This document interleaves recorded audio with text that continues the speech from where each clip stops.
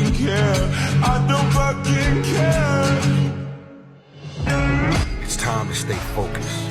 It's time to decide, fuck club, fuck partying, fuck trying to fit in and socialize.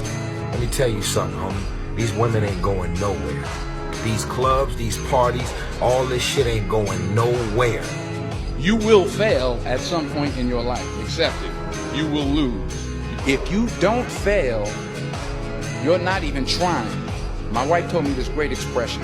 To get something you never had, you have to do something you never did. That no matter what happens to you, it ain't over. Ain't no such a thing as over. You cannot win the war against the world if you can't win the war against your own mind. Take ownership. Take extreme ownership. Don't make excuses. Don't blame any other person or any other thing. Take ownership of everything in your world, the good and the bad.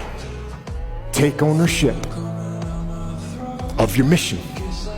Take ownership of your job, of your team, of your future, and take ownership of your life. And lead.